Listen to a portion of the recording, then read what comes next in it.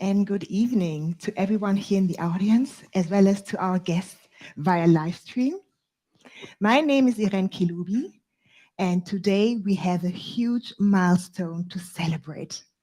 The Tomorrow University has become the first state-recognized startup university of applied science in Germany.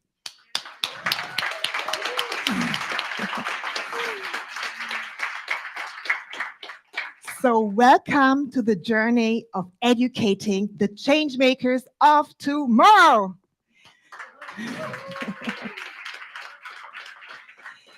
This event will kick off with a warm welcome from Dr. Thomas Funke, who is the co-CEO and co-founder of the Tomorrow University. Followed by also a welcome from Dr. Philipp Nimmermann, who is the State Secretary of the Ministry for Economics, Energy, Transportation, and Housing in Hessen. Later, Rebernek, the other co-founder and CEO of the TOU, will share some announcement and news about the vision and mission of the university for a better tomorrow, including a little Q&A session with TOU learners for you to get to better know all the programs that the TOU has to offer. Then we will have two exciting keynote speakers. One is already sitting here. The other one, I can't see her, but I saw her already. They will take over the stage and enlighten us with amazing talks. Thereafter, we will also have an exciting panel discussion. And of course, please stay around for some refreshments and music, because then it's time for networking. This is your opportunity to connect with one another. Now, I would love to hand over to Dr. Thomas Funke.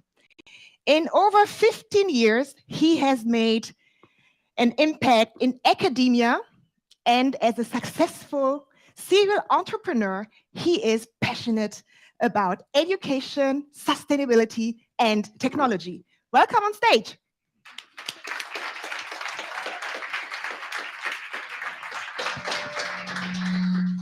Thank you very much. Wonderful. It's not really easy to not turn red when you introduce me. Thank you very much.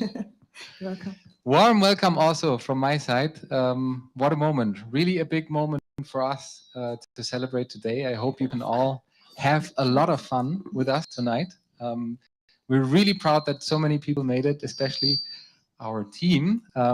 Could I get a big hands? I know I wanted to do that at the very end, but we wouldn't be here without the entire team of Tomorrow's Education. So please, 30 people made this journey possible.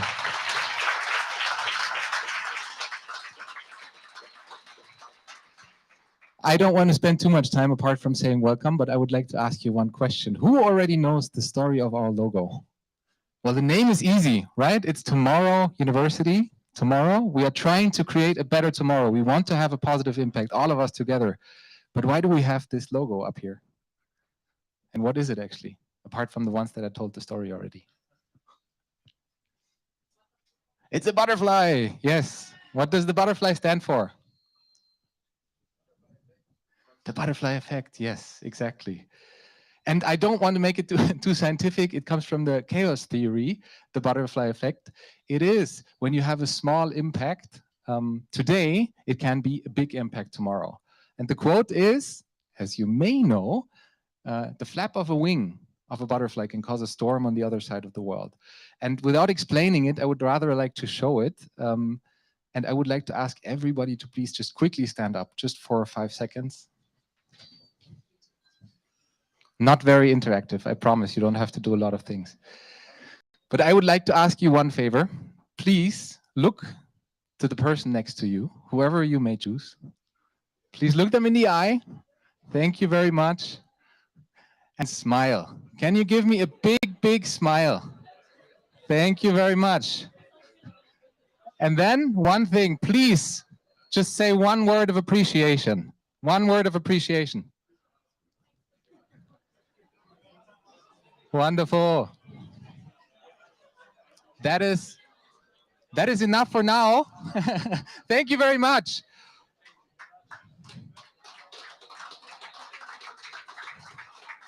It's a very, very small thing. It's a small gesture. If you meet people that smile at you, you have to smile. It's impact that you have. And this is the smallest impact you can have every day. Now, the question is, why do you have to start a university for just smiling? That's not the purpose of Tomorrow University. We want to make a bigger impact, but we want to start small and then create big. And this is what the night is tonight about. We all want you to know more about Tomorrow University and are really looking forward for the next 2 hours. And the students that already know me know that I don't stop talking, so I stop now. So thank you very much, and I hand over to you, Philipp Nimmermann. Thank you very much for being here tonight. Thank you.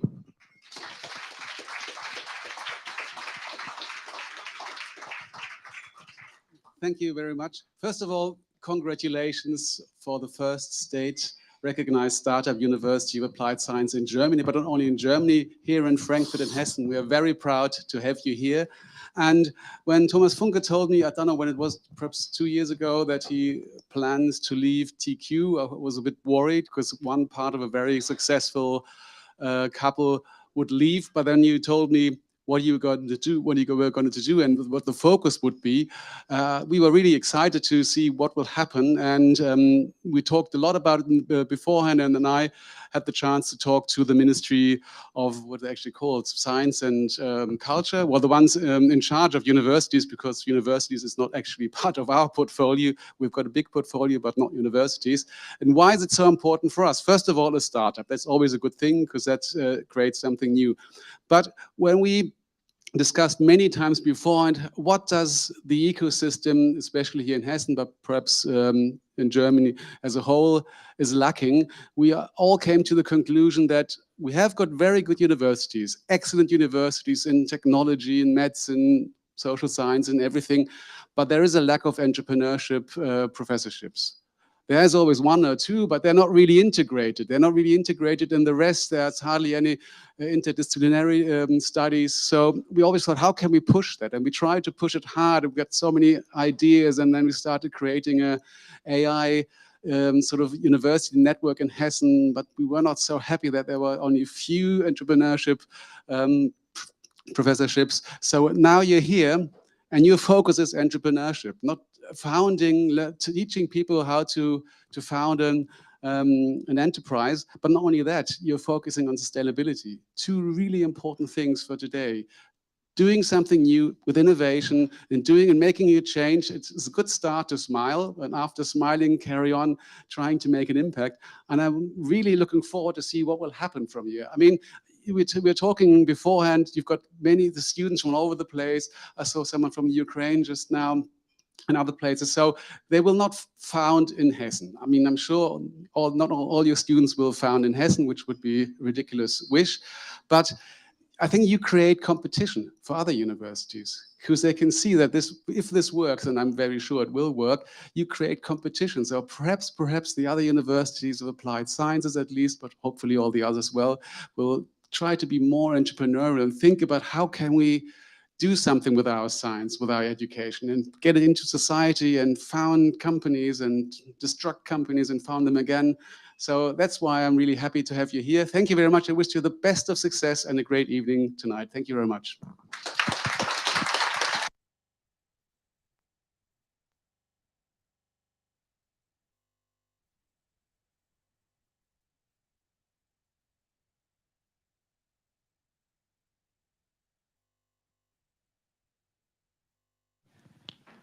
Okay, thank you.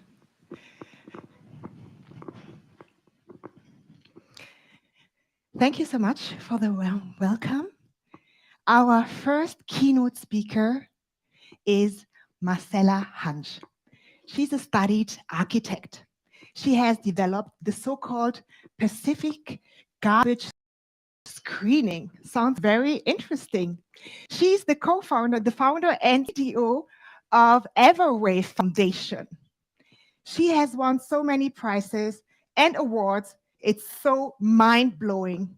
For example, the Green Tech Award, the Hero of Tomorrow Award, right? Or the Future Impact Maker Award. She envisions a sustainable society where all our oceans are clean. Therefore, her appeal is, let's protect the oceans from plastic and garbage together. Holistically, sustainable, and visible. Her topic for today is, why does the world need education in sustainability? Welcome, Marcella Hanche.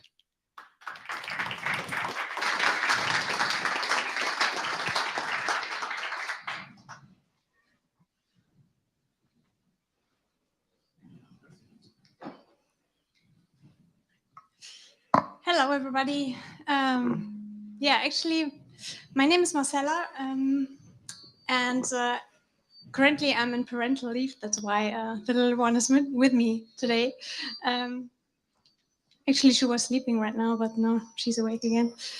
So hopefully it will work. Otherwise, my colleague Tessa will take her, or in the worst case, she will take place on the stage instead of me. Fiebt ein bisschen, ist es okay? Okay. All right. So I stay here. All right. What I want to tell you today is a little bit about our project Everwave, which was Pacific Garbage Screening before. So what is it actually? I was an architect, or actually I still am, but yeah, finally I was. And during my studies, I had one of these key moments which changed my life. I was diving, and I'm a little bit afraid of fish, so I'm always a little bit careful when I'm diving that the fish is not coming too close. And I had this moment where something was touching my feet, and I thought, oh my God, this must be the big fish, like this size. But it was not a fish, it was actually a plastic bag. And in that moment, I realized around me there was a lot of plastic. And just before, I didn't even recognize it. I didn't see it. And from this moment on, I saw plastic everywhere, in the ocean, on the beaches, in the streets, and at least at my home. And I realized that we use so much plastic. And it is around like 10 years ago, and the topic of pollution of the oceans was not in the news that it is today. It was not even very famous, and I need to do a lot of research to get even more information about it. And the only thing which was famous was the Great Pacific Garbage Patch, and there were some data about it, about the depth, about the consistency of the plastic and stuff like that. So I couldn't forget this key moment, and I dedicated my master thesis in architecture to this topic. I did a lot of research. I studied in Aachen at the RWTH, and there are a lot of institutes like McKean Engineering, a lot of institutes dealing with so many different topics. And I did a lot of research, talked to so many people, and did a lot of interviews to get a whole knowledge about the topic. So what are the oceans about? Where are they coming from? Why are they so important for our life? What is plastic? What different types of plastic do we have? And what can we do about it? And what does plastic, why does plastic harm our life? Why does plastic harm our lives? And finally, I developed a platform which was dedicated to clean up the big garbage patches in the oceans. It was actually just a vision. It was like a huge platform, like 400 meters wide, completely full of technical stuff. And just to explain how it worked, it would takes more than an hour, so I just skipped this this information. But what started as just a vision for cleaning up the oceans, and actually it was just made for finishing my studies in architecture, so not even made for anybody to see this. It happens that I couldn't stop talking about it. So I started to talk with colleagues, I started to work as an architect, and next to my job, I started to give keynotes about it, about the problem, and there was something like, a magic thing around the project, that a team appeared somehow. A lot of people who wanted to work with me, and yeah, we thought, how can we realize it so that it's not just a vision, but a thing we can change the world? And yeah, I started to do a lot of keynotes, a lot of projects. We got a lot of prizes and awards for it. And we realized, okay, if we really want to change something, we cannot do it like private persons, and we cannot do it just like without money. So what we need to do is to find an organization around it. And we started with a nonprofit association called Pacific Garbage Screening. And we started doing a lot of research. Does it work? What is the best thing? And we realized if we really want to change something, we need to start at the origin. And the origin, on the one hand, for the ocean garbage problem, are the rivers, because a lot of plastic is going through the rivers into the oceans. So we realized, okay, we have to put this technical idea into a technical idea for the rivers, so that we can stop the plastic before it's even entering the oceans. And the other origin are we humans, because we are the ones who are the consumers, we are the ones who are producing plastic, who are using plastic. And this is why education is very, very important. But I come back to that a little bit later on.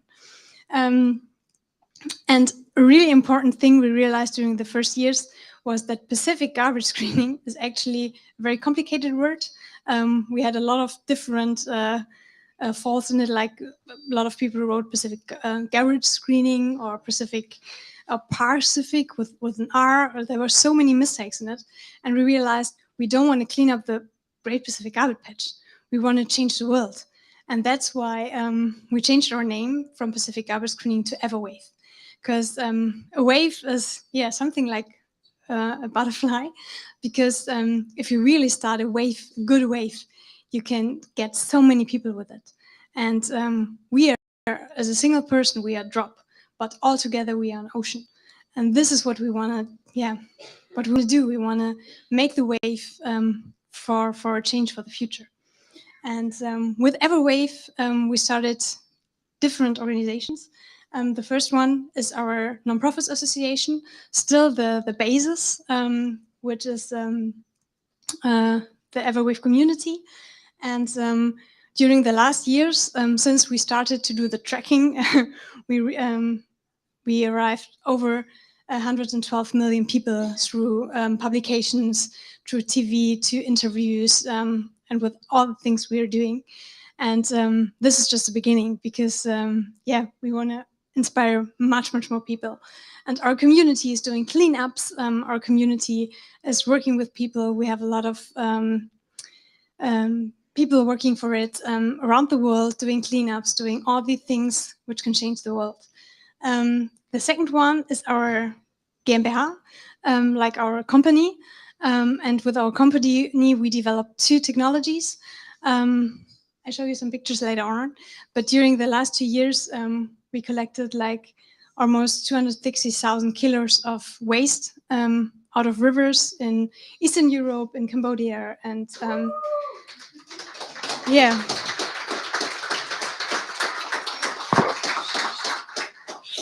And this is really the thing we want to do. We want to get the oceans rid of plastic.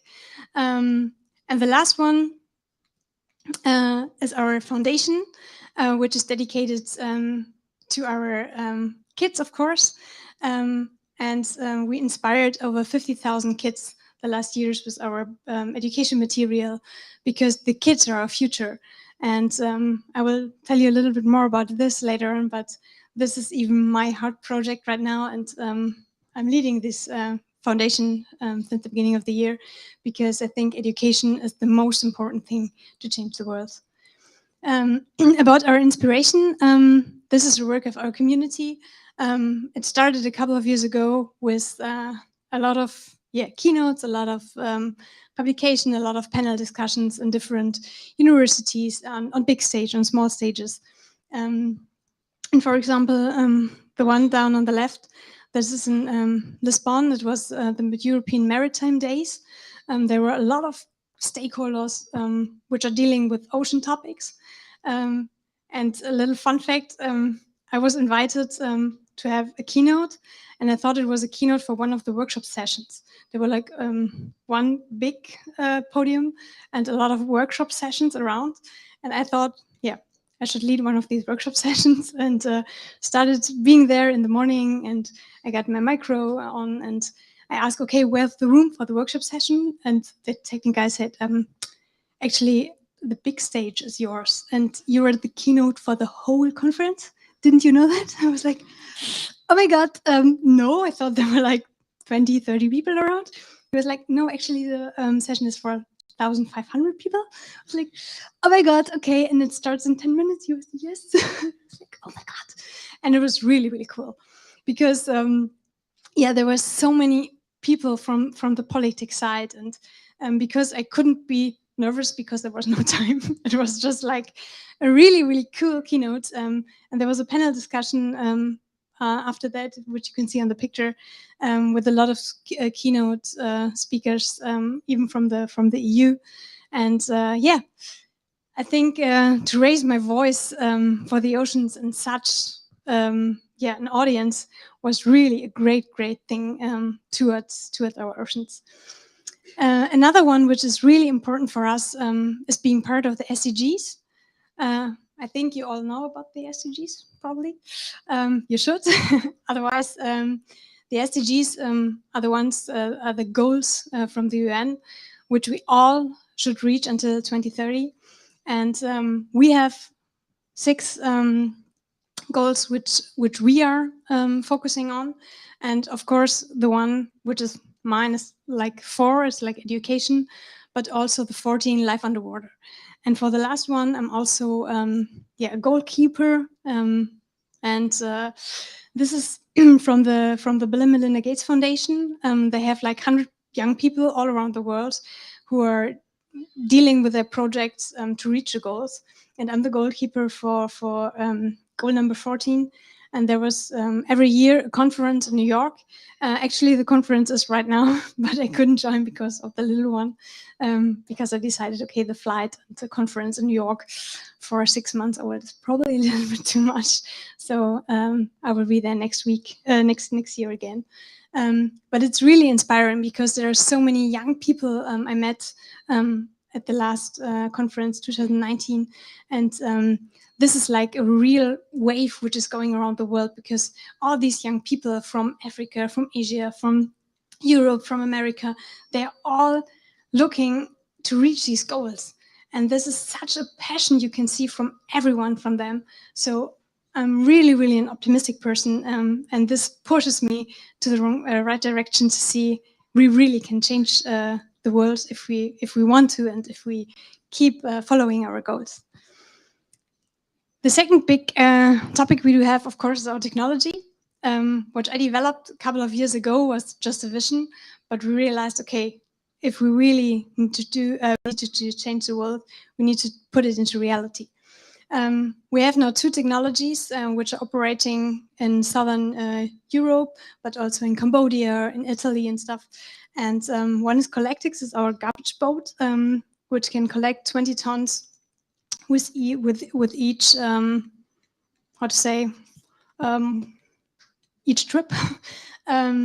It's not as fancy as the main idea in the beginning, but finally it works. So my architecture heart was broken in the first time when I saw the real boat. But yeah, it's not important how it looks like. It's important that it works and it's doing it. And this, for example, is from Eastern Europe, from Bosnia or Serbia, where we had a mission over there. And as you can see, this is one picture before and after our boat was cleaning up. So it's really an impact we can do and a really important thing which we are following. The second technology we do have, it looks like the hives from it's a hive structure. It's a system we can implement into the rivers. It's anchored on the ground and it's working 24/7. This is the pilot project in Italy in the beginning of the year. And yeah, it's collecting a lot of waste within 24 hours.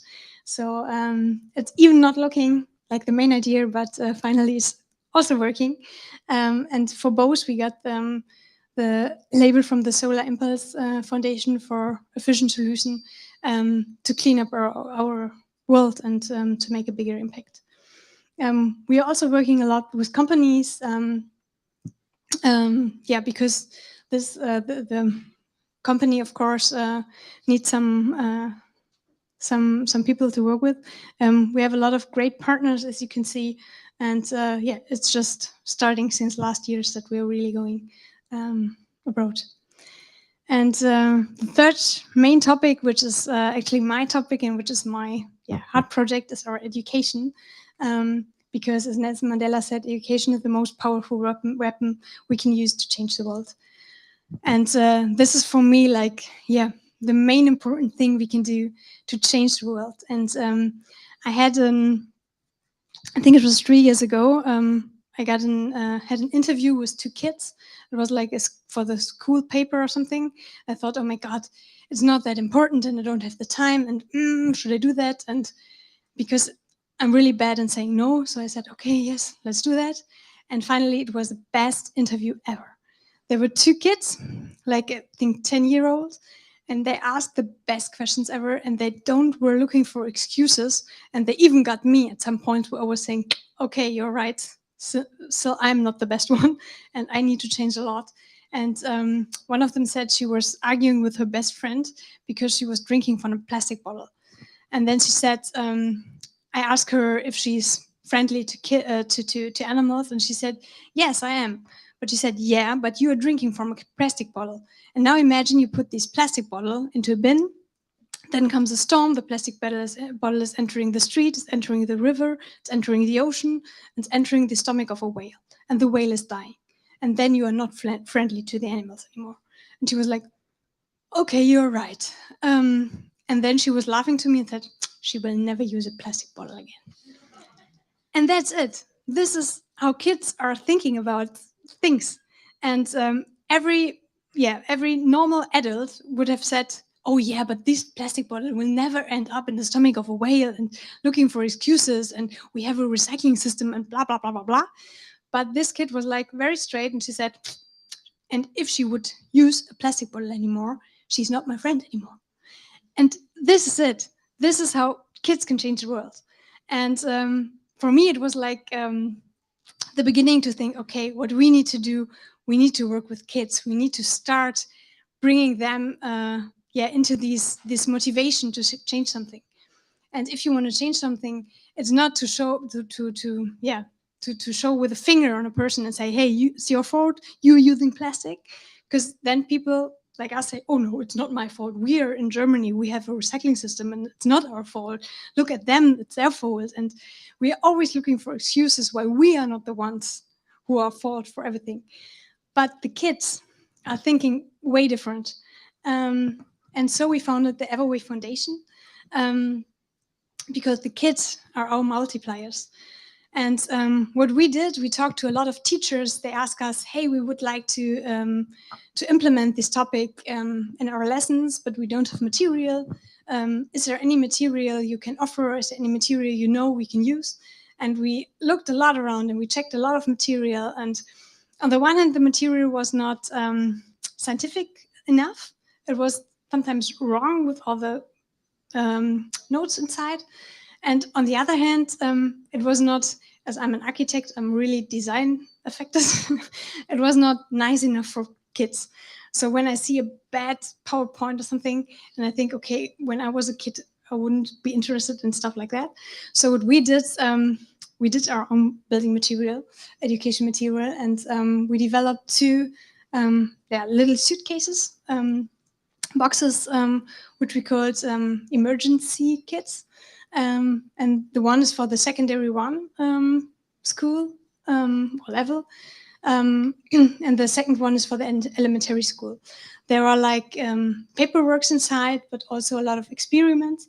And if we have a look inside, it's like very sustainable box made from sustainable woods. It's got printed next to our office. We got it with a cycler who's bringing the material to our office. We're packing it and stuff like that. So very CO2 friendly. There is a memory inside. There are a lot of paperworks inside.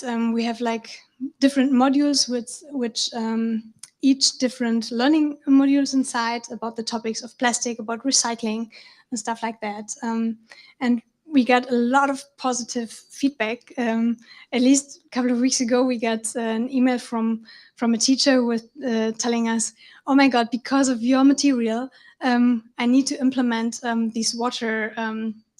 How are they called, water bumps in the school, because the kids are not buying the plastic bottles in the kiosk anymore. And he was like, with a smile, "Thank you for that."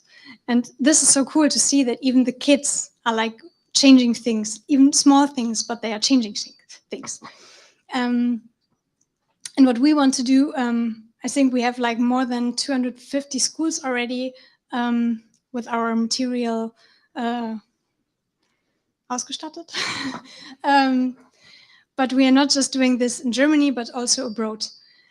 This is, for example, in Cambodia. We have you cannot put the German material into Cambodia, but what you need to do, you need to see how the culture is working. And this is what we do. We work with the kids over there. We had like a colleague 6 weeks in Cambodia. She was working with teachers, and we developed a special material just for the Cambodian kids. We are sponsoring the school for now, because for us it's important to have something over there for a long time and not just for a couple of weeks. So this school, for example, is one of our projects we're doing international. And what I see for the future for our foundation is, do you know Jane Goodall? She's a monkey woman, and she has this project for kids which is called Roots and Shoots. And she's saying when the little kids grow up with the heart of nature, when they are once adults and they're sitting in different positions, they will definitely find really important decisions for our nature and for our future. And this is what also we need to do. I met her a couple of years ago, and this fire in her eyes was really, really inspiring. She's like older than 80, and she's still fighting for our future. And another great woman I met, and one of my idols, is Dr. Sylvia Earl. I'm not sure if you know her. She's her deepness. She's a diver, and she dedicated her life to the oceans. And I met her in the very, very beginning, and she said to me, "It's not important what happens to your project, but it's much more important to continue, because you give the ocean a voice." And this is what it's my inner inspiration, to give the oceans a voice. And a couple of weeks ago, there was an interview with me, and in English you say it's the voice of the oceans. And I didn't know that before it was published, and I saw it and was like, "Oh my God, this is what Sylvia Earl told me years ago, and now I am the voice for the oceans. And this is what I want to do. I want to inspire people. I want to motivate people, and I want to make a big wave for the oceans and for our future. And of course, the most important thing is education for that." So I just want to tell you, be part of the wave, and we all can change our future. Thank you.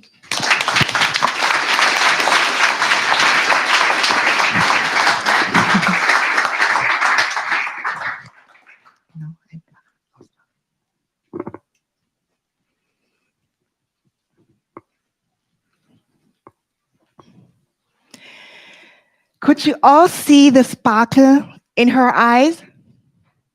I really hope that her vision of healthy oceans will become true very soon. So are we ready to support Marcella? Sure. I'm pretty certain that our next keynote speaker also has all our support. He is a digital pioneer and visionary in digital education, and has millions of followers on social media. That's true. He has been selected as one of the 35 thought leaders in 2021 by Handelsblatt, with formative influence on the future of German society, economics, and politics. So what is so special about him? In fact, I was waiting for you 5 years ago when I did my Abitur, of course. Yeah. What is so funny, the Abitur or 5 years ago? Okay, no worries. Well, he manages to make complicated mathematical content understandable for everyone at any time and anywhere. So his goal is educational justice. And therefore, tonight he'll be talking about the future of education. So welcome on stage, Daniel Jung.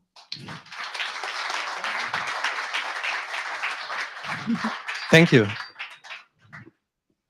Just to get a feeling for the room, who has no idea who I am? Okay. So I will share my journey, which is very crazy, and how I stepped into Tomorrow University. And I hope we will do some cool stuff. Here's my story began digitally in 2011. And you know these quotes, and I thought I was really passionate and optimistic in 2012 that we really can reshape the education system. And I was doing on-site lessons during the 2000 years, classical mathematics on-site courses. And by 2011, I was typing in YouTube, perhaps one of the first persons, mathematics. So it was the high point of beauty, fashion, gaming, etc. on YouTube and cat videos. And I don't know if you know for the Germans, the guy on the left, Dr. Eberhard Weiss. Does anyone know Dr. Eberhard Weiss? He was a mathematician who did the format Telekolleg on television, in the German television. So I did nothing new going in front of the camera and talking about mathematics, but he did it in television, Sunday mornings, 8 o'clock. No one is watching television in 2011 anymore.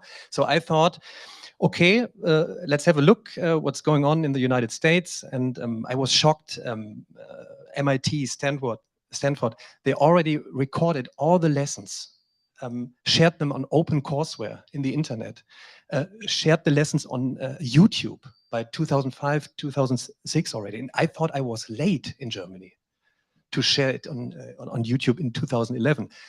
But give it a chance. I bought a camera and said, so I want to do the lessons, but not 2 hours or 1 hour and a half, but these tiny little nuggets. So I thought, produce some tutorials in 4, 5, 6 minutes.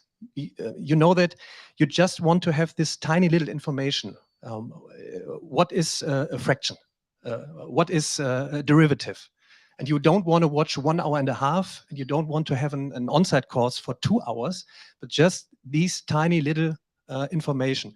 So I said, okay, go in front of a camera and do these tiny little nuggets, 4 to 6 minutes, and share them on YouTube. Let's see what happens. And I kept up producing. I have around 2,500 tutorials for mathematics right now, from 1 + 1 is 2, up to differential equations. And I did these playlists, like for topics. So if you want to have some fun with differential equations after this evening, you go to my YouTube channel, differential equations. And you start by the first video, the second, the third, just videos. No interact, just videos. So what happened over the years, beside that I was walking to schools and universities and I was talking, this could be something, United States is already doing it, famous universities are doing it. And they looked at me like an alien and said, oh, this video learning, no, we don't record it, we don't share it on the internet. Why should we do this? This is our know-how. And I said, but do the research. In the United States, they are already doing it. The future is something else. It's not about mathematics, physics, know-how. There's something going on. So be strong. Can you see it on the left? This is a picture who was sent to me by a mother. Why? Because the mother wrote a letter. I didn't have the chance to learn with my kids. I don't have the money to do some Nachhilfe in Germany, but we developed your your videos, and you are like a coach to learn together with my kids. And look at the sign. It's not the Superman sign. It's a sign of pi. And she did this with Photoshop. So it's crazy to get this feedback by parents. So but it's not only feedback from parents or teachers who said it's good to have these tutorials as a support to look how we can do the lessons of the future. This is a feedback when I go to events. There are up to now, it's even crazy that people want to do pictures with me because I don't share beauty, fashion, and gaming, but I share mathematical knowledge. It's crazy. So can we do a photo? Thanks for the Abitur. Thanks for saving my university. Thanks for the information. I mean, this is a response you want to get if you share knowledge on the internet, and it's crazy that you can get it with mathematics. And I always say, what you can have with mathematics, you can also have with physics, chemistry, or whatever. So these rising educators now in the internet who share their knowledge, this is a big deal, I think. And so after YouTube, there's Snapchat, Instagram, TikTok.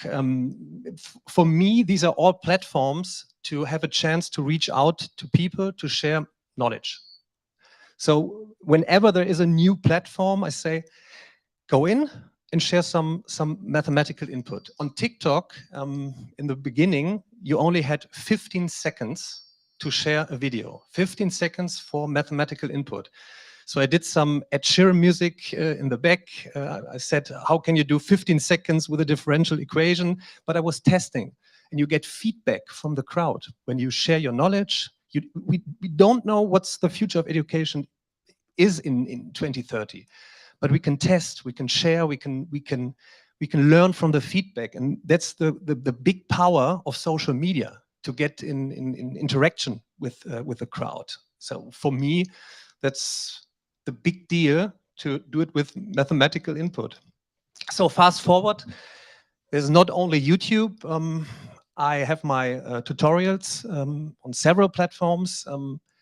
At the beginning, I produced the videos on a classical whiteboard.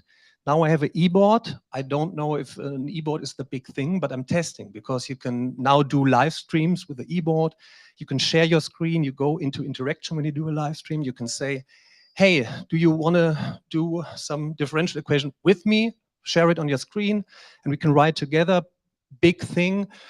I developed a platform so you can do some extra questions and get answers from experts, because the typical comment on YouTube is, wow, yes, cool, can you do this?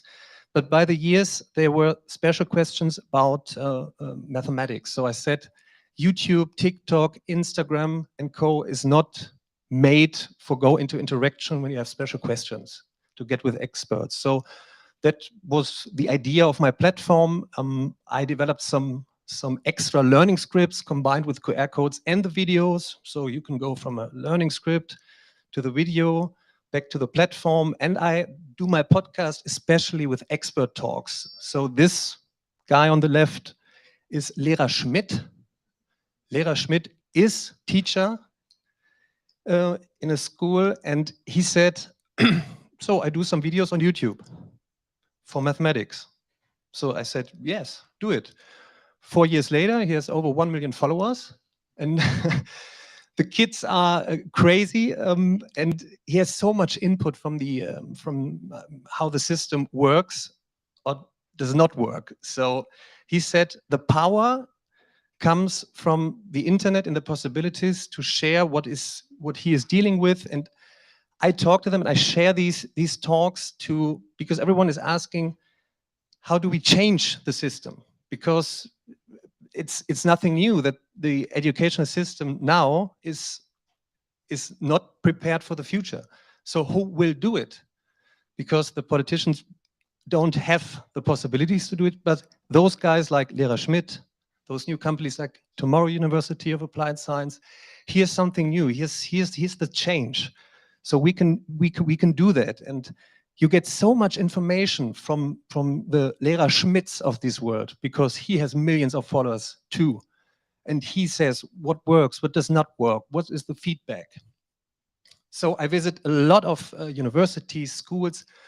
This guy here on the left and the right is Max Mettelmann. He's a teacher for physics, and he started a project with his students to produce physics experimental videos, and the kids come to him in a time where it's not school, so when there are Ferien.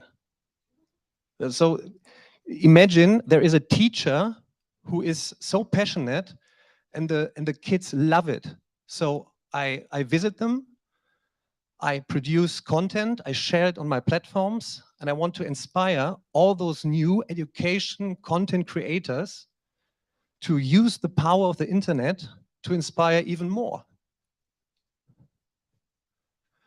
So the power with technology, I'm testing all those whiteboard things. So imagine thousands of Daniel Jungs, thousands of Lehrer Schmitz, who begin to share knowledge, who begin to share their time, to connect with learners, and the learners now have the possibility to look for the teacher they love. They are not dependent on 10 years of going to one school with almost for years the same teachers, but they can say, I love to learn with Daniel Jung, I love to learn with Lehrer Schmidt, I love to learn with Max Mettelmann, I love to learn, I don't know with whom. And that's a power. I thought it was going to go like crazy hell positive during the Corona time. But when you now visit schools, the teachers tell me it's quietly almost the same, like 2 or 3 years ago. And I say, what can you do? And they say, I don't know. I say, share your interest, share your knowledge on the internet. Go out there. You have the possibility, like me, to reach out to millions if you do your stuff. And then I try to talk about what is happening, and that is really, really difficult for students. This I don't know. Do you see the exponential curve? So talk to students about the exponential curve. It's really hard to understand exponential growth. So, and it's a combinatorial effect. So now we are fully connected with everyone. It's exponential and it's combinatorial. And the new jobs all the time. In 10 years, how do we prepare our students to what job do you have in 10 years? I don't know. There are frequently new jobs all the time. So you have to deal with what is learning. How do you learn? Become a learner. AI, blockchain, quantum computing, metaverse, I don't know what is in 10 years. But you have to deal with how to learn. What is the new learning ecosystem like? You have to be prepared for this. And I can tell you, the real big change will come from companies outside the classical education system, like Tomorrow University. Perhaps in 2 years, it's also Tomorrow School. So we have to shape it with the change makers of tomorrow now. We can't go into school and say, hey, let's do it here in the school. We have to do it with the power of technology, internet, social media, new companies come together, but work together with teachers, with professors in universities, talking, and all those who want to do this, who want to shape the future together, come to us. Let's build the system of tomorrow. So a lot of parents ask me, Daniel, we get these top skills of 2025 or 2030, like complex problem solving. How do you prepare a student for complex problem solving? Yeah, it's very easy. Go to YouTube, search for bioinformatics, and begin to learn something about bioinformatics. We see us in 2 weeks. It's a complex problem solver. Oh, 5 minutes, it's I can talk for hours about this, because they say, yeah, but how do we learn complex problem solving? Yeah, you have to go to the internet, You have to search not for cat videos or beauty, fashion. You have to search for bioinformatics. You come to a TED Talks, somebody's talking about bioinformatics. Then you find a course, perhaps there is a link below that which leads to, I don't know, Tomorrow University, whatever. Then you do the course, and then we talk about it 2 weeks later. That's so far away in German schools and universities that I always think, who am I talking to? So again, to make it present, you have to show them how it works. Like I did some tutorials, shared them on YouTube, did more tutorials. Now the feedback is clear. All the students who are giving me the feedback, wow, it works. I can learn mathematics. It's videos combined with. And so we have to shape it. And this new learning ecosystem is not only online or only offline. It's a combination of all that. How do we learn in 5, 10, 15, 20 years? It's not like this classical system. So we do it 8 years in school there, 3 to 5 years in university there, Monday to Friday, 8 4 o'clock. Combination of this it's a combination of bite-sized learning, challenge-based learning, mastery learning to really understand things. And somebody is learning better with videos, somebody is learning better with to get an interaction with someone. The next one is better to do a path online with learning scripts to get the really good solution. Only is possible when we now get together all these change makers, whether it's a person, institution, or a company, and get this power together. That's what I'm experiencing here in this room today. Even where's Niklas? Niklas, I met Niklas and we talked about where do you come from? Hey, his parents are from Remscheid, also as me. I had to come all the way to Frankfurt to meet you again and to talk about my platform. Where's it going to? Here's a solution, and now perhaps we do something together. And that's the magic, even with all digitization, to come together to events like this and to get into feedback, connections, and only together we can reshape the future of education. When I visit the universities or schools, I always want to be an inspiration to say, it's not only me, it's all about you. Share your knowledge. Do a TikTok not for fishing or gaming. Do a TikTok for, I'm passionate about bioinformatics, whatever. And so if only one person in this room is starting a channel after this evening about whatever, is sharing it, is going into connection, is inspiring other, then we have an exponential growth of awesome content in the internet and coming together with projects like Tomorrow University. I'm really, really passionate we don't know what it will be like, what we do together. A course, mathematics, basics, whatever. I like it because we are testing feedback and going forward to the future. And so we can shape it. And that's why I'm producing so much content for my channels. Like even today, I'm recording this stuff, I'm sharing it to be like an accelerator for all those who are questioning, should I do something there in the internet? Yes, do it. Talk about your project or whatever. And I'm happy if you, after this evening, also share it and go forward. And so that's how we can shape the future of education. Thank you.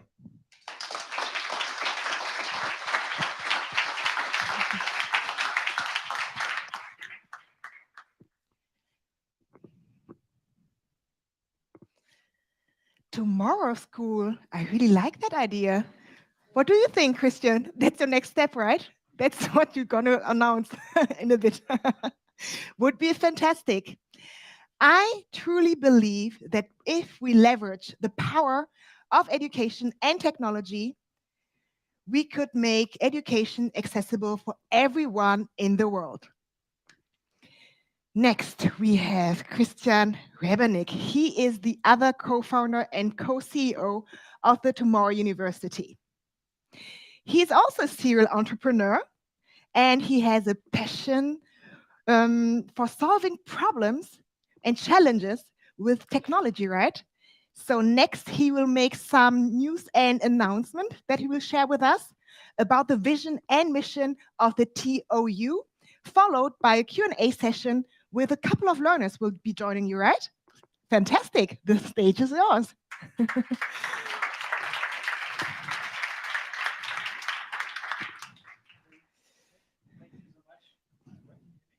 You have to press the button. No? Yes. Yes. Oh, amazing. Yeah, welcome. Also from my side, really glad actually so many of you joined us today to talk about the butterfly effect. And we have now heard from two very inspirational people who just inspired myself actually, who had this kind of wave, this kind of effect of multiplying themselves to create an impact they never thought would be possible maybe at the beginning. And as Thomas shared in the beginning of the session, this is what we want to affect. If you're talking about a sustainable future we want to live in, a future worth living in, it's not enough that one person of us is changing. It's all of us who are required to do that. And as Irène mentioned, I'm really passionate about technology and how technology can help all of us to create this sustainable future. And looking back, I'm in technology for more than 20 years, and I'm very lucky that also some friends I met actually 20 years ago when we had our first technology startups are also here today. I'm very driven because I think there is a really big impact it can have. It connects us all around the world. It made information accessible. We just learned about social media and the impact on actually sharing and spreading the word can have on so many of us. So that's really, for me, inspirational, and it's a great opportunity. And it will be also in the future. But let's talk about learning. When I was in school, my learning looked a little bit different.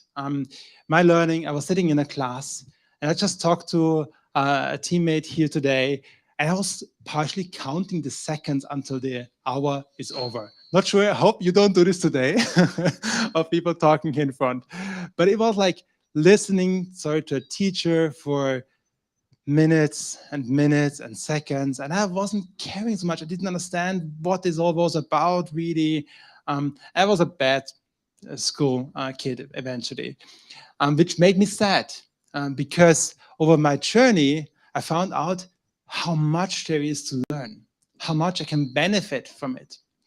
I eventually founded a startup, and that just made me realize, hey, we can do so much about technology, but I don't know anything about technology. So I learned actually software development outside of school to solve a real world problem. But I had very little help. It's a tough thing. And if you look still until today, how has actually technology changed learning? The first wave, what technology helped with learning, was making it available. And this is a big impact. And we see that now that we have so many resources which are available now at a fingertip. Yeah, we want to know what's the altitude of the Mount Everest. We go online and we have this information. It made it accessible and easy. But there is so much information out there. Who can learn that, and how do I know what to learn? What helps my problems actually? What do I need to know in this world? The technology today is really made for convenience, to make things available, but it hasn't really changed our learning, our way of learning. And if you look into the learning science, how learning really works, this is well researched. We know that learning doesn't work by just listening to a teacher for 60 minutes and then eventually going deeper and research more and then just recapping it for the exam. This is not how we remember things. There are even numbers out there which question how much we have learned in school and how much really you know and are applying in your life after school. And there's so much how much you forget. And I still remember my brother who went for the Abitur, and he didn't want to learn for the Abitur. And my father asked him, Stefan, why don't you want to learn for the Abitur? If I learn it, I just have to forget it afterwards. So it's really not helping just listening. So what we know from the learning science is that the best thing you learn if it's actually something which is challenging. But then if it's too challenging and we're sitting here, that scares me. But on the other hand side, if it's too easy, then it bores you. So it's about finding this right challenge. Let me make a quick test with you. Who can make this? Who can split his hand like that? Wow, pretty much everybody. Okay. How about if I would ask you to sail with a sailing boat to the US next week? Who would feel about that really good? One person. Obviously, you are experts in sailing because that's a much bigger challenge. Yeah, and you would need to learn a lot about sailing, about waters, about actually what are the rules on the water, what to do in a storm, etc., how to feed yourself eventually. There's really a lot, and it's a big challenge. So it's scary, and you say, hey, no, I cannot do it. The magic happens in the flow zone. The magic happens when it's exactly the right level of a challenge.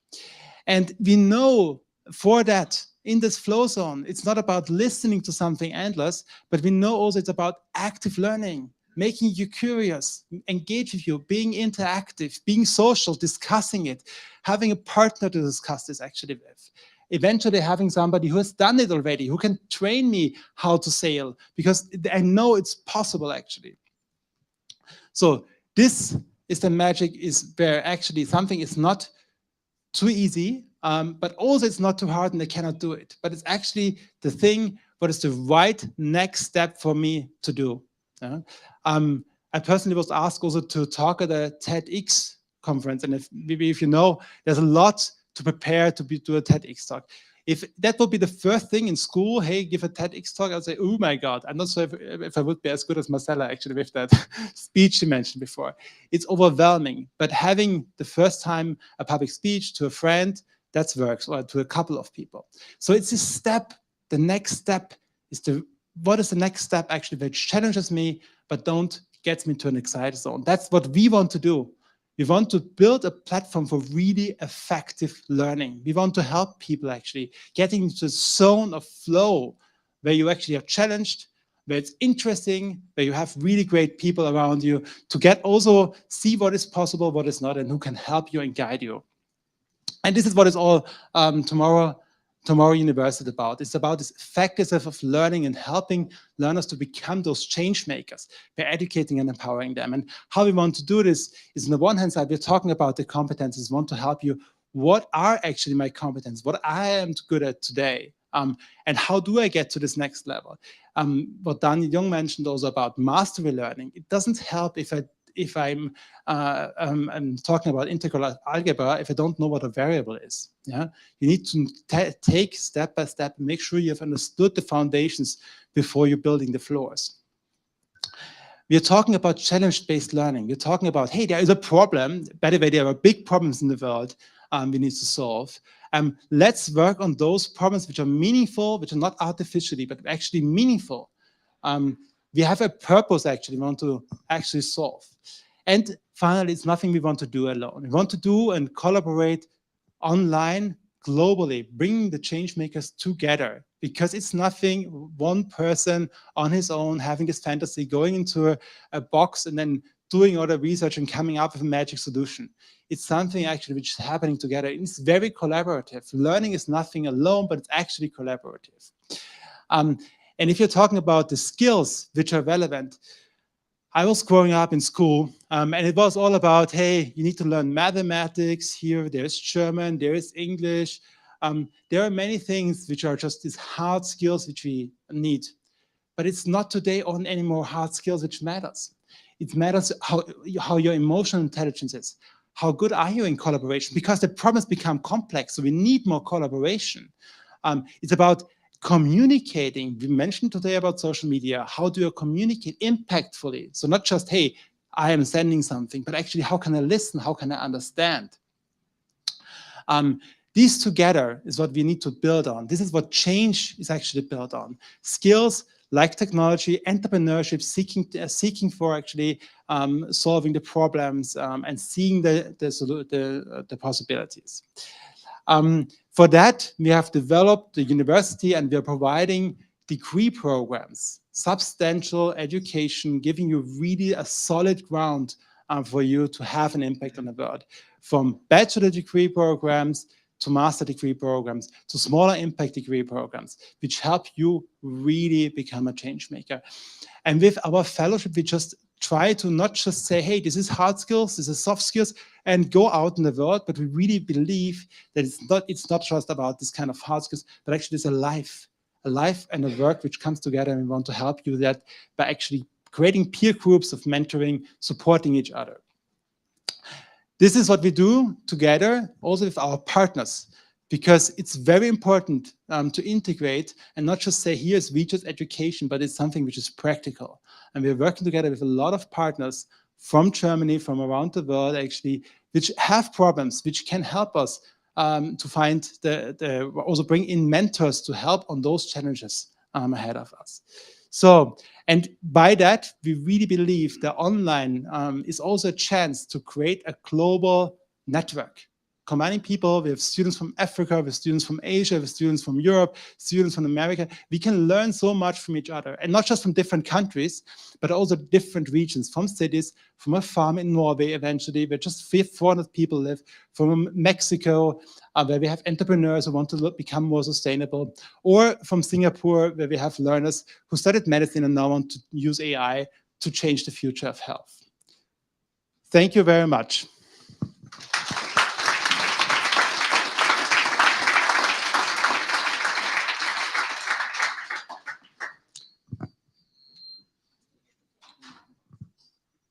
So please, our students, come to the stage. Irène as well here.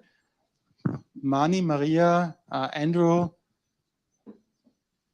And I'm handing over to Irène again.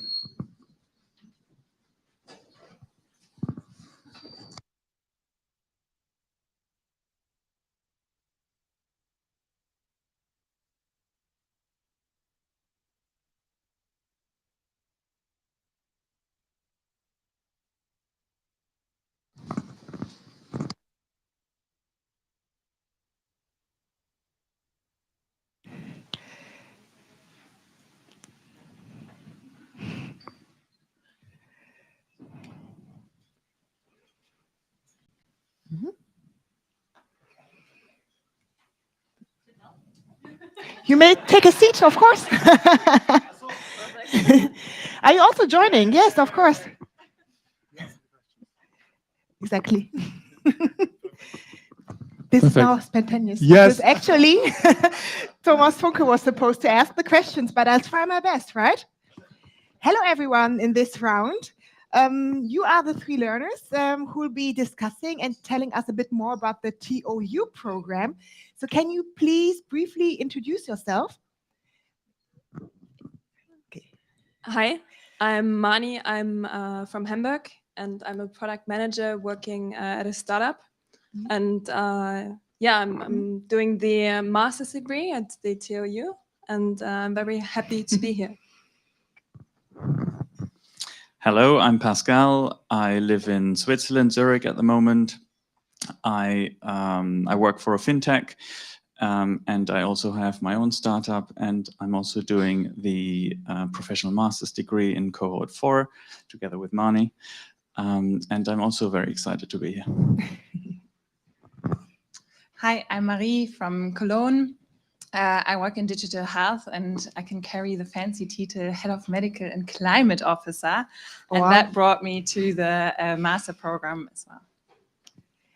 Great that you're all here. My first question, of course, is why did you decide to go for a program at the TOU? What makes it so special? Okay, I mean, I have the mic, so I'm going to start. I don't know where he is, but that's partly to blame on Thomas, to be honest. Because beginning of the year, I was browsing to different options, so study options.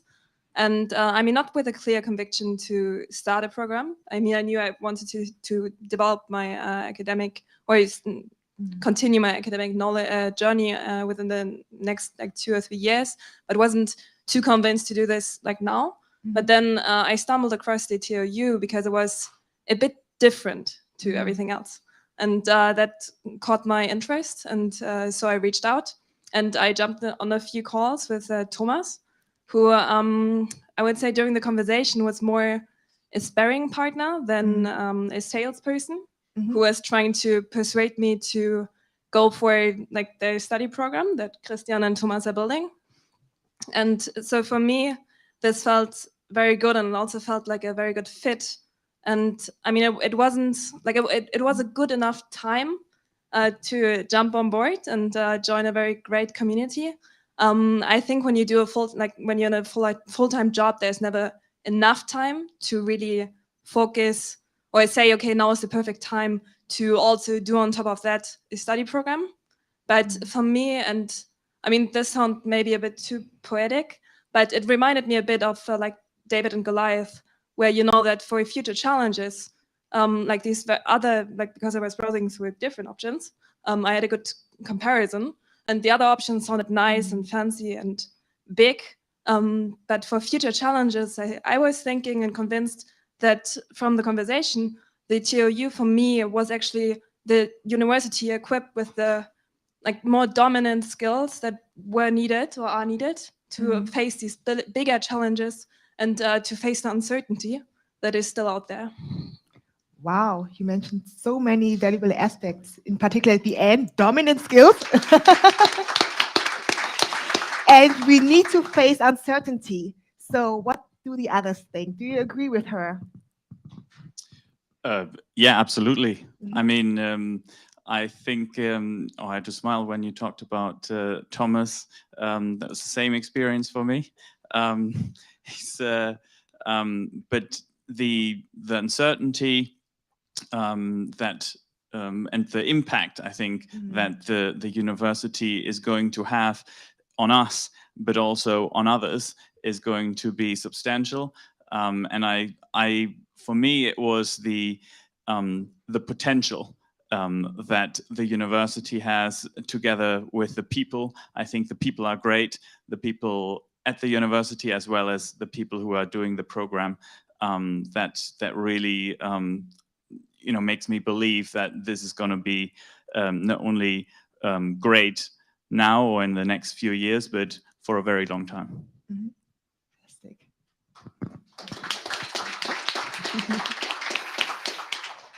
For me, it was really the combination of sustainability, entrepreneurship, and technology, because I got my fancy title, climate officer, just because I was like, okay, we're working so in digital health, and our app can be as good as it's going to be.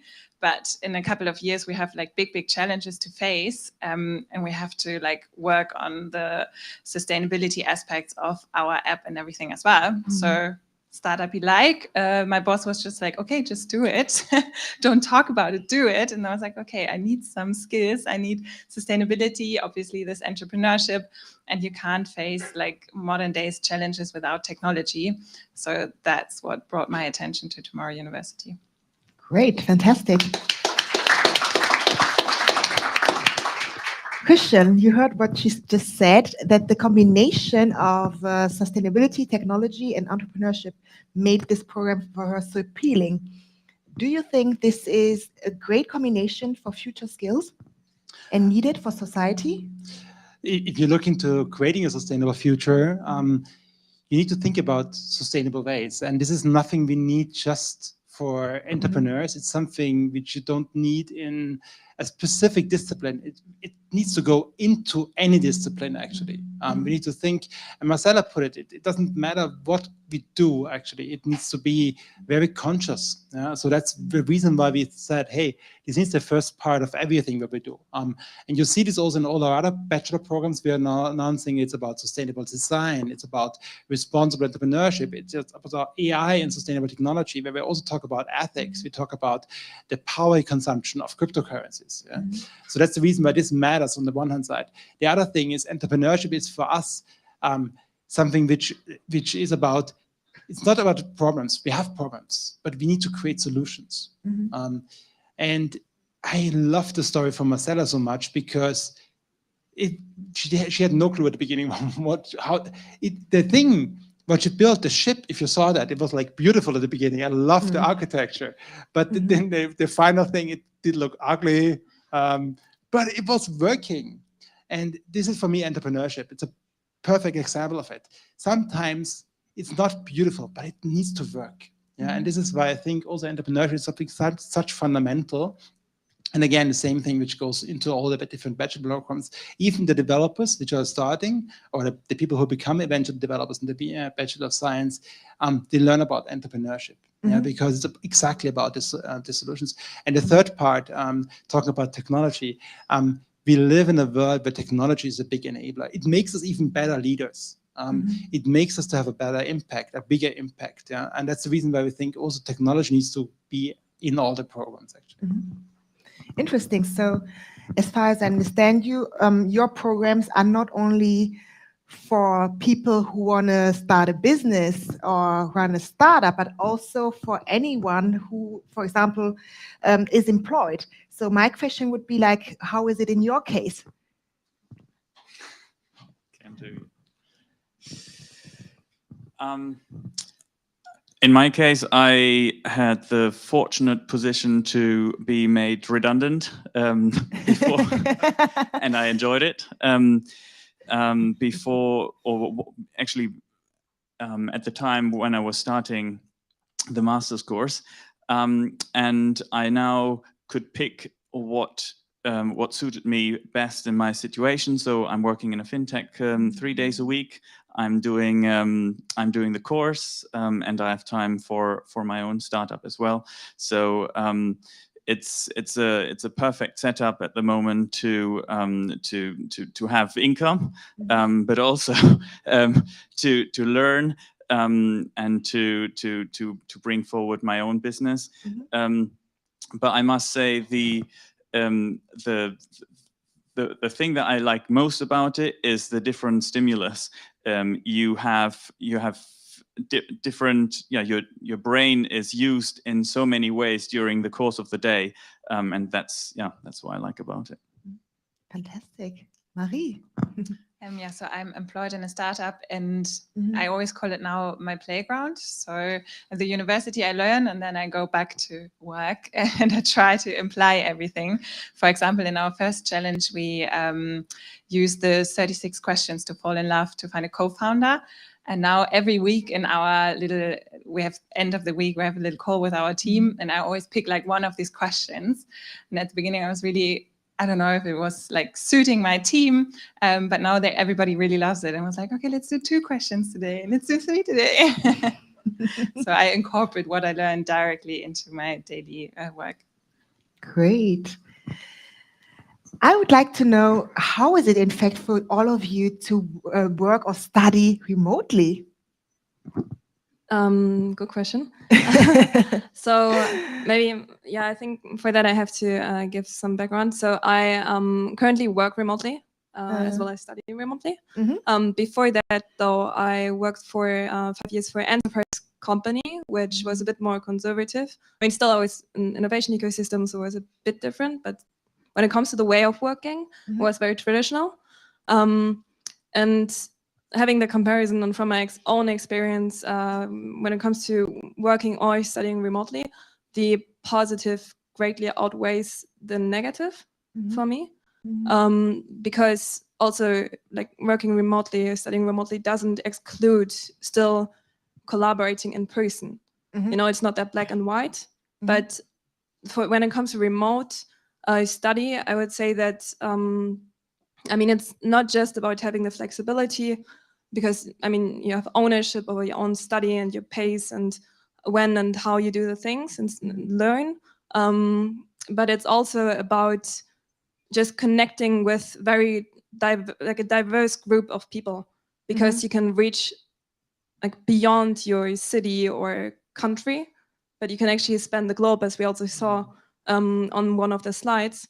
And I think that's really, really cool, because it gives a lot of impulses from people with very different and unique backgrounds. And also, and that's something I find very amazing, is that with what you and Thomas are doing, I think you're also trying to lower access barriers to very good, high quality education.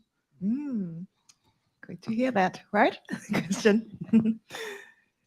You can move on. Yeah. Yes. Yeah, I mean, I love the flexibility, as Mari says, as well. I think to have the headspace to do the courses whenever you can, whenever you have time, that is great. And I think I just want to touch on the point that you mentioned. It's an enabler to bring great minds together, and to learn from them.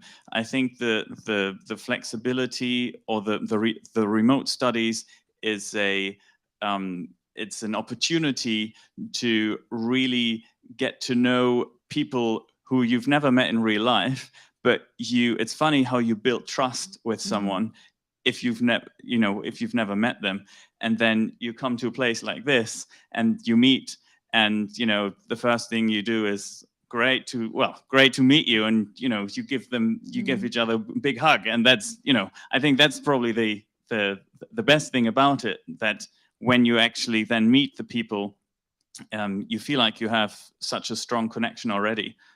So that is great. Fantastic.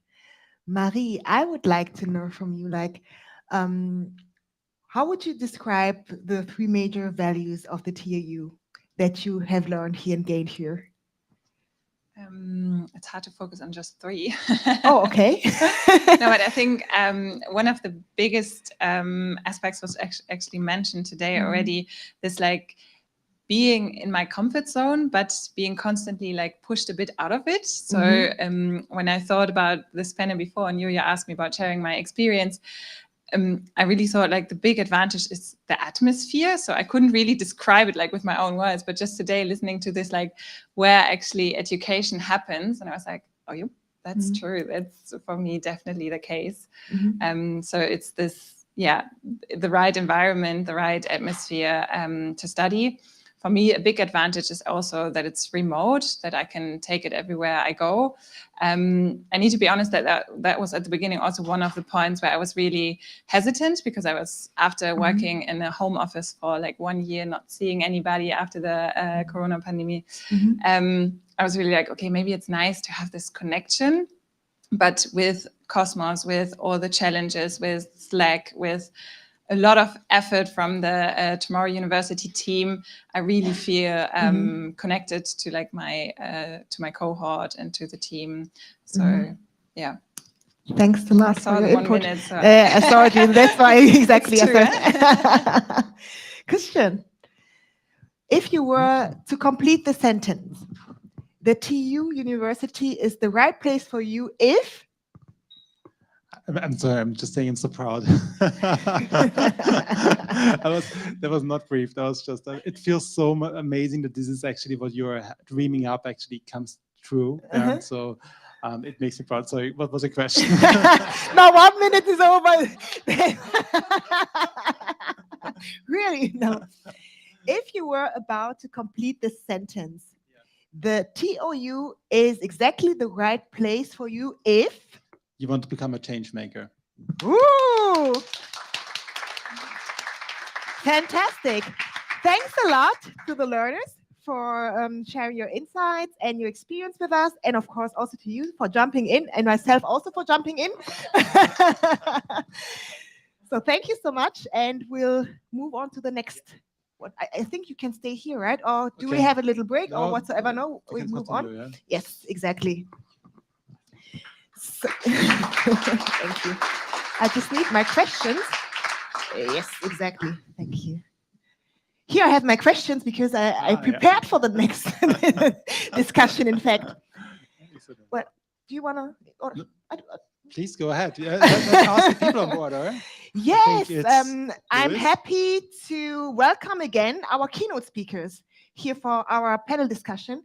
Marcella Hanche Daniel Jung, and then we also have Luis, your surname, exactly, from Plan A, sales manager, exactly. So feel free to, oh, you're switching places. Yeah, Okay. I switch places, Okay, yeah. yes, okay, makes sense, definitely, go for it. So you already know Christian, Daniel, and Marcella, and here we have Louis. Brickman, is it correct? That's Brickman? correct, yes. Right. He's a sales manager at Plan A and focuses on fighting climate crisis through innovation in business, transportation, and urban planning. Welcome. Thanks. So, Nice to meet you all. great that you're here. To begin with, I want to play a little game with you since you already had your speeches. Just briefly, like a tweet, right?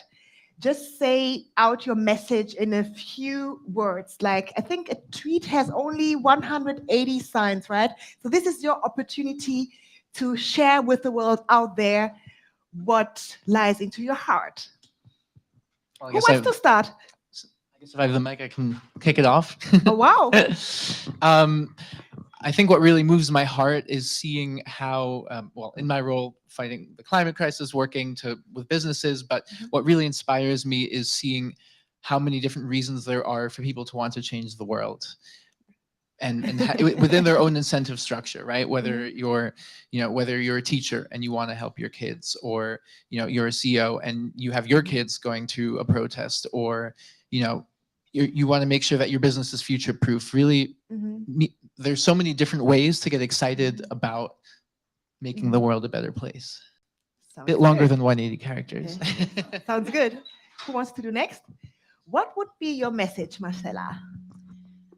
I think my message would be that my goal is to make a better place for my kids, because when they grow up, they should have, the beautiful oceans we have today, even in future. Fantastic. Share your knowledge with the world. You mentioned there's so much information, but I think there's even today too less educators, people who share their knowledge.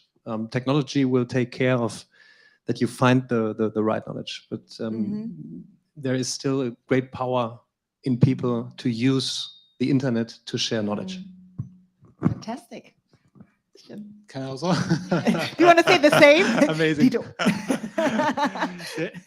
So when I dropped out of university, and I dropped out of my university actually, I found my purpose in using technology to create a better world. And I think that we all need to find and follow our purpose. Fantastic. You know, the title of our panel discussion is what kind of competencies are needed to drive change in the 21st century? And we've been talking a lot about change makers. I want to know what, in fact, is a change maker in a social and economical way. Feel free to start.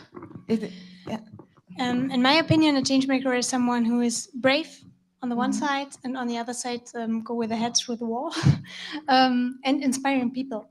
Because you cannot change the world alone, but if you inspire people who are on your side and you are motivated to do something, I think you can make a big wave. Yes, fantastic. It's also in your vision statement, together, only on mission. Let's do it together. Anyone who wants to add up on this? Yeah, I think it's really about inspiring is the first part, and then also being able to implement and really scale. And that's what I've noticed more and more is being able to inspire people, then have the emotional intelligence, the financial know-how to actually build a team, and then really have the economics of scale to bring it onto a global level. Yeah.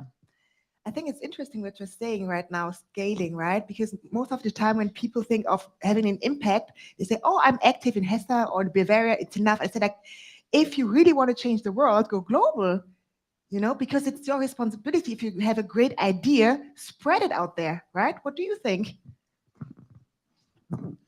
So go global. Yeah, I think go global, but think local. I think everything starts small. Yeah, it's nothing which you need to start with thinking about everything, all the problems out there. I think it's always about this little first thing, this problem you identify, which you want to solve. And for me, a change maker, coming to that question, is really somebody who's just, we all have ideas. I mean, honestly, every day, I wake up with an idea, but nothing changes based on this idea. It's really to say, hey, this is the idea, and now I pull it down into my circle of influence, and now I really want to change this. Yeah.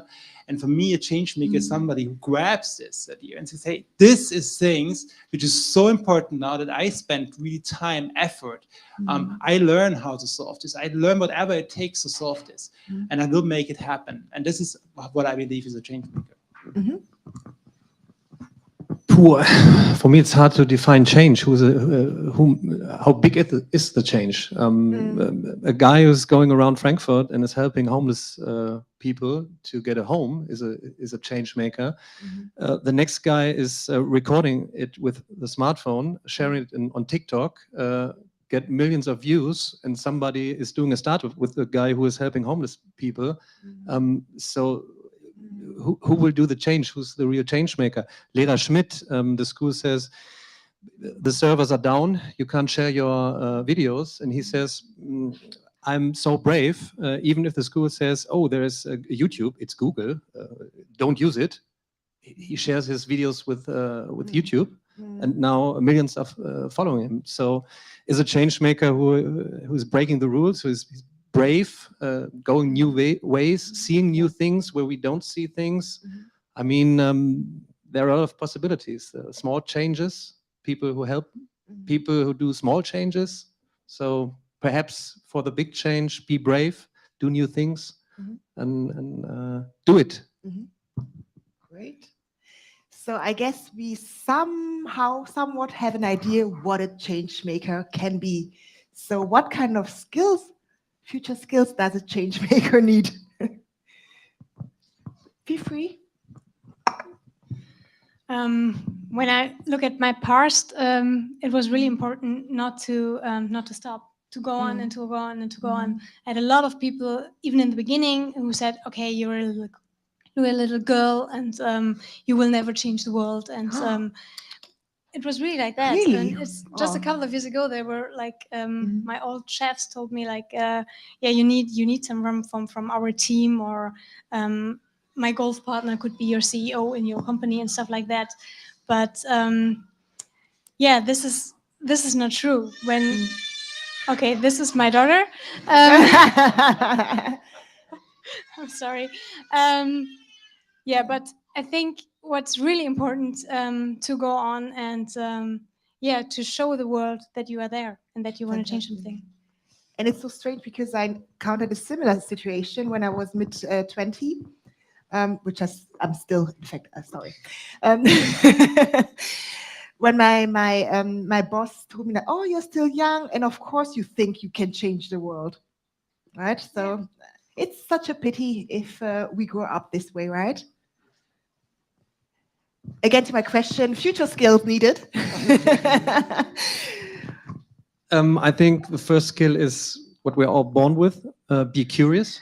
Somehow during school we lose it somewhere, but Yes. be curious always. Then second, be brave.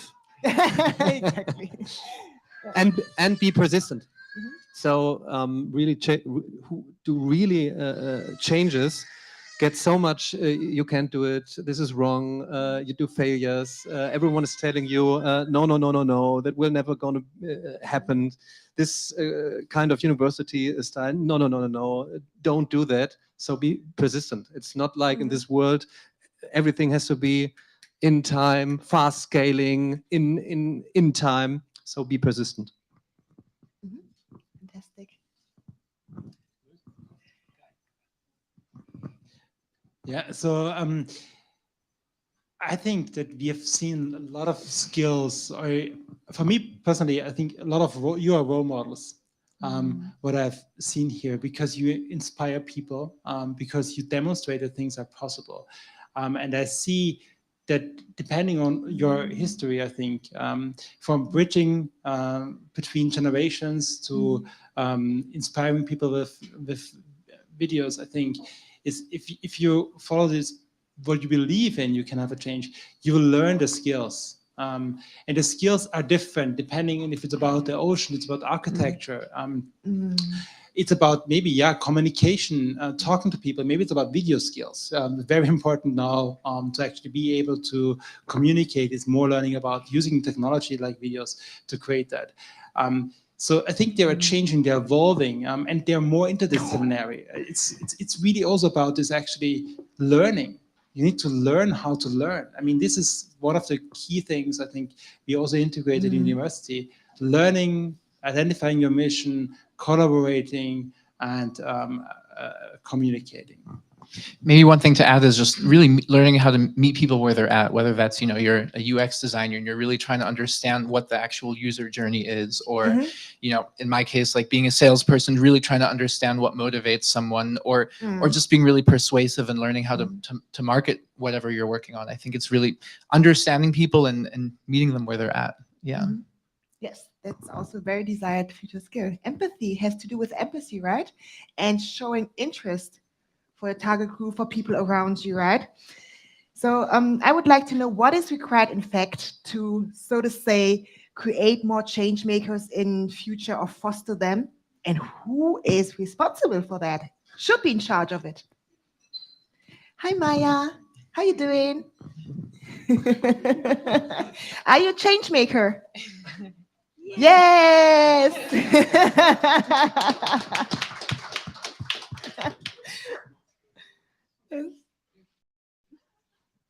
Who wants to start? What? I think we're all responsible to push it. So, and now in 2022, we all have the chances to share this evening, to share our journey. That's why I'm interested in using my channels to not only talk about mathematics, but also to talk about what I'm doing here.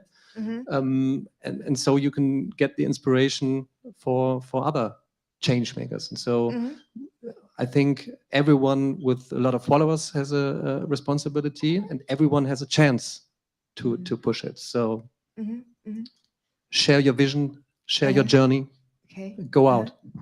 Thank you. What do the others think?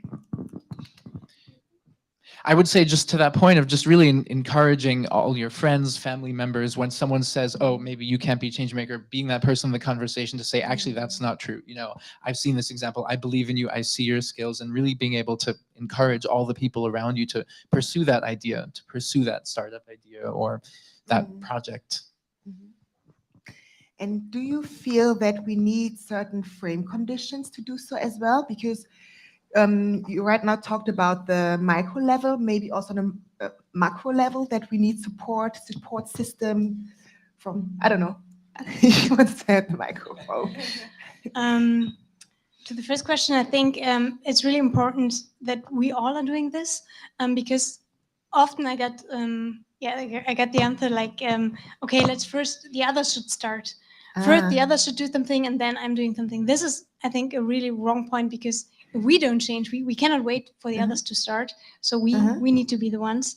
And the other thing, I think there should be better frameworks, even from the government, from universities, because what I spent so many hours, weeks, months with paperwork the last weeks and years. And this time I could have used much more better to change the world. And I was sitting there on my desk doing paperwork. And I think this bureaucracy should, this framework should definitely be changed to give others a chance to do something, because this time is definitely wasted. I can feel you with this administrative stuff. Horrible. Anyone to add something? So what are the facilities to help more people change? I think if you, sometimes I have the feeling you're living in a bubble. There are so many people I know who are actually doing great stuff. And just listening to many of our students, it's so impressive actually what is going on there.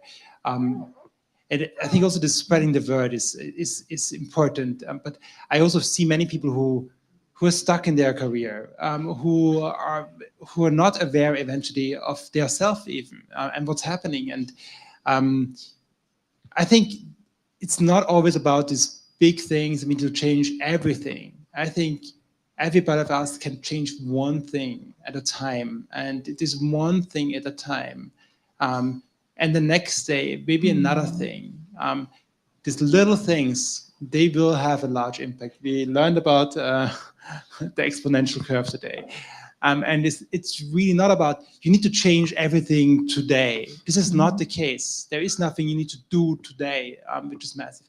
But if you will just every day take a little step, then magic will happen. And I think this little step for me, what we as a society can do, as a government, as politics, as employer, is support this, support people in their development, give safety, give security. We learned about Andrew before. I think it was inspiring. Combining here is having a job on the one hand side, getting some kind of living, but on the other hand, being able to learn and to innovate, to grow. I think this is something which is important. So having this combination of actually growing constantly on the one hand side, but also have a security for living is something which is important. Thank you so much. I cannot think of another or better way to conclude, really to start with small steps. Therefore, I think your credo of the TOU is start small, create big, right? Therefore, thank you so much for being here and discussing with us. Yes, you're looking at me, but the time is over, really. We already, yes, yes, thank you to everyone. I was also surprised, right? I felt like we just got started. But we were already 2 minutes overdue. However, now it's the time for all of us to stay here, to get some refreshments and listen to great music, hopefully, all right? Please feel free to connect, to network, and this is the time for us to celebrate and make this evening unforgettable, right? Before you run off, Thomas mentioned at the beginning, magic happens and it's nothing we are doing alone. Therefore, I really would ask the team of TOU, which is today here, please come to the stage because it's something we're doing together. And I'm so thankful. Yes, you need to come. You need to come. All of you, come on. Come on here. You've heard of Thomas and of myself. We heard enough of that.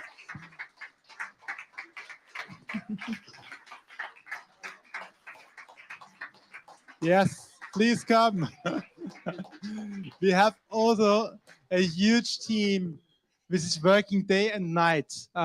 Literally, we heard it from our students. We're trying really our best to educate and empower, having an impact, because we believe the more people we can help actually develop, the more impact it will have on the future and creating a more sustainable. Big, big thank you, big applause again for the Tomorrow team.